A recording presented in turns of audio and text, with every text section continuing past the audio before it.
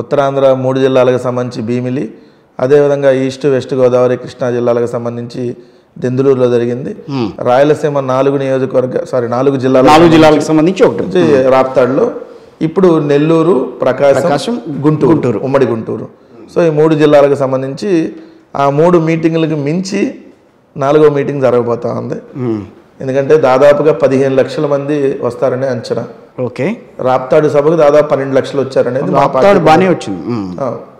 1 million plus మాకున్నటువంటి సమాచారం ప్రకారం దాదాపు 12 లక్షల దాకా వచ్చింటారు. 30 లక్షల దాకా వచ్చిందన్నారు.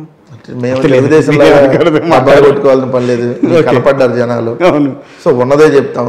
అంటే దానికి పెట్టిన ప్లేస్కి ఉన్నటువంటి కెపాసిటీ, ఎందుకంటే దాదాపుగా 280 ఎకరాల్లో ప్లేసు. అవును, తెలుగుదేశం వాళ్ళు మీటింగ్లు పెట్టేది వస్తుంటే 5-10 ఎకరాల్లో పెడుతున్నారు. నిన్న బీసీ సభ జరిగిందిగా మీ నియోజకవర్గంలోనే, అంటే మీ మంగళగిరి బీసీ సభ చూసాను. ఆ రోడ్ల మీద వెళ్తా చూసాం. బ్యానర్లు ఎక్కువ ఉన్నాయి జనాల కంటే. ఓకే, బ్యానర్లు జెండాలు ఎక్కువ కనపడుతున్నాయి, జనాలు తక్కువ కనపడుతున్నారు. ఓకే, సో తెలుగుదేశం వాళ్ళు మాత్రం బాగా వచ్చారు జనం అని చెప్తున్నారు. బానే వాళ్ళు అసలు చెప్పేస్తారు కదా, ఆత్మగౌరవ సభ జరిగింది మాది, బీసీ ఆత్మగౌరవ సభ.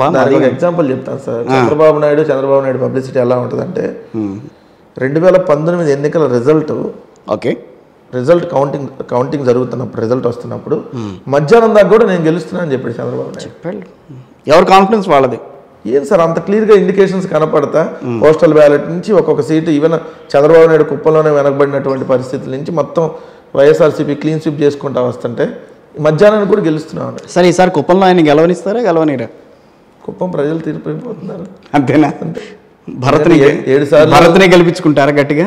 7 సార్లు కుప్పంలో చంద్రబాబు నాయుడు గారికి అవకాశం ఇచ్చారు. ఇచ్చినాక ఏమన్నా కుప్పానికి సంబంధించి చేశాడని అంటే కనీసం రెవెన్యూ డివిజన్ చేసుకోలేకపోయాడు, మున్సిపాలిటీ చేసుకోలేకపోయాడు, తాగునీరు సమస్యకు పరిష్కారం లేకపోయాడు. ఈరోజు జగన్మోహన్ రెడ్డి గారు తాగునీరుతో పాటు సాగునీరు కుప్పం తీసుకొని వెళ్ళాడు. కుప్పాన్ని మున్సిపాలిటీ చేశారు, రెవెన్యూ డివిజన్ చేశారు. సో కుప్పంలో బీసీ సామాజిక వర్గం ఎక్కువ ఉంది. అలాంటి చోట బీసీకి అవకాశం ఇవ్వాలని చెప్పి అంతకుముందు భరత్ గారి తండ్రికి 2 సార్లు పోటీ చేయడానికి అవకాశం ఉంది. ఆయన దురదృష్టవశాత్తు అనారోగ్య సమస్యలతో చనిపోతే ఇప్పుడు కుమారుడిగా భరత్ గారికి అవకాశం వచ్చింది. వచ్చిన తర్వాత ఆయన ఎమ్మెల్సీ కూడా ఇచ్చారు జగన్మోహన్ రెడ్డి. రేపు గెలిస్తే మంత్రిని చేస్తా అన్నారు. సో ఖచ్చితంగా ఇంపాక్ట్ ఉంది. రెండోది గ్రామాన 4 బిల్డింగ్లు కుప్పంలో చంద్రబాబు నాయుడు అట్లా. మేము రైతు భరోసా కేంద్రం, సచివాలయం, హెల్త్ క్లినిక్, డిజిటల్ లైబ్రరీ, స్కూళ్ళు, కుప్పంలో స్కూళ్ళు బాగా చేసుకోవాలి. అన్ని కట్టారు. వాటి ఎంతవరకు ఉపయోగపడుతున్నాయి జనంకి అనేది కూడా ఇక్కడ చూడాలి కదా. ఉపయోగపడుతుందని మోడీయే చెప్పారు కదా సార్. సచివాలయ వ్యవస్థ అనేది ఒక అద్భుత వ్యవస్థ. సో వీలైతే దేశవ్యాప్తంగా పెట్టమని సాక్షాత్తు ప్రధానమంత్రి మోడీయే కితాబ్ ఇచ్చినటువంటి పరిస్థితి. అంటే మా పార్టీ ప్రధానమంత్రి కాదు కదా కితాబ్ ఇచ్చిన పరిస్థితి. సో రైతు భరోసా కేంద్రాలను అధ్యయనం చేయడానికి కేంద్ర ప్రభుత్వంలో ఉన్నటువంటి నిపుణుల బృందం, మిగిలిన రాష్ట్రాల నుంచి అగ్రికల్చర్కి సంబంధించినటువంటి మినిస్టర్లు వాళ్ళ బృందాలు వస్తున్నాయి. ఏది ఇక్కడ రైతు భరోసా కేంద్రాలు ఎలా ఉన్నాయో చూద్దాం, మనం కూడా దీన్ని పెట్టుకుందాం అని చెప్పి.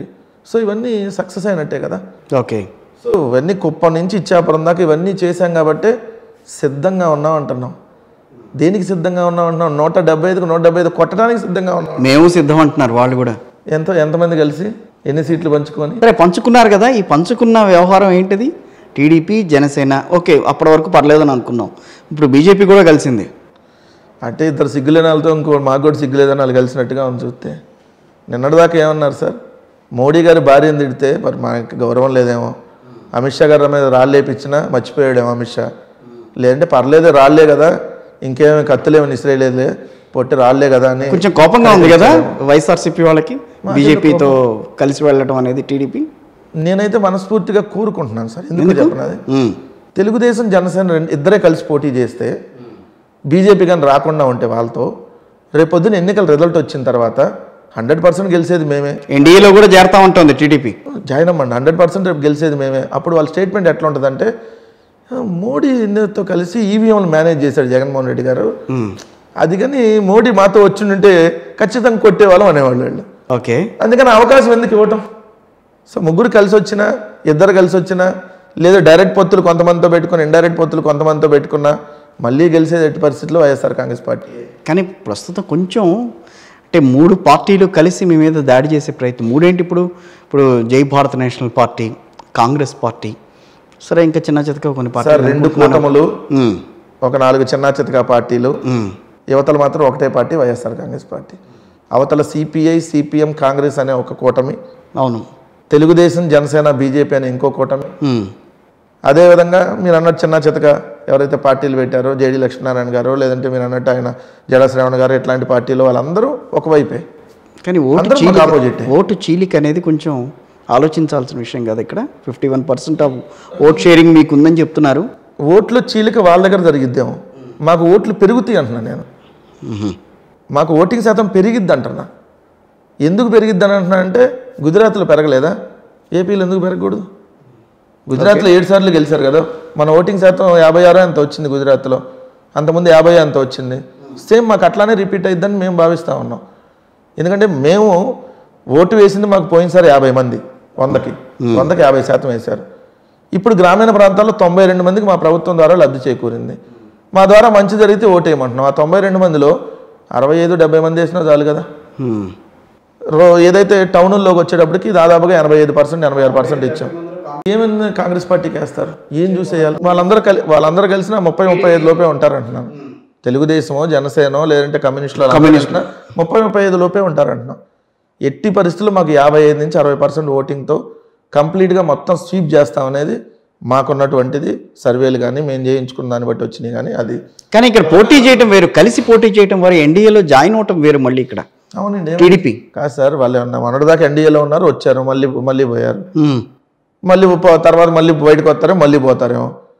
ఇప్పుడు తీసుకునేవాడికి సిగ్గులేదని అలా ఎట్లా అంటారు మీరు? ఇప్పుడు అక్కడ బిల్లులు పెడుతున్నప్పుడు మీరే కదా సపోర్ట్ చేసింది. సార్ ఒకటి, మేము రాజకీయ పార్టీగా భారతీయ జనతా పార్టీకి ఎప్పుడు మద్దతు ఇవ్వాల. రాష్ట్ర ప్రభుత్వంగా కేంద్ర ప్రభుత్వంతో సత్సంబంధాలు కొనసాగించాలని అనేది మా ఆలోచన. అది పక్క రాష్ట్రాలతో కూడా అదే సంబంధాలు కొనసాగించాం. ఇవాళ తమిళనాడుతో ఎలాంటి సంబంధాలు ఉన్నాయో తెలంగాణతో కూడా మాకు మొన్నటిదాకా అలాంటి సంబంధాలు ఉన్నాయి. రాష్ట్ర ప్రభుత్వాలుగా ఒడిస్తాతో కూడా మొన్నటిదాకా ఇవాళ కూడా అదే రకమైన సంబంధాలు ఉంటాయా? అలాంటిది వచ్చింది అనుకోండి, ఖచ్చితంగా ఇక్కడ సిఎస్కి వాళ్ళకి లేఖ రాస్తాం.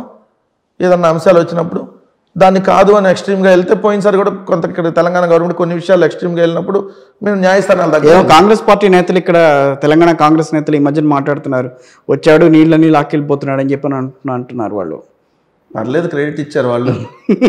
ఎందుకంటే మా రాష్ట్రంలో ఉన్న ప్రతిపక్షాలు మొన్నటిదాకా మేము కేసీఆర్కి దోచిపెట్టామని చెప్పారు.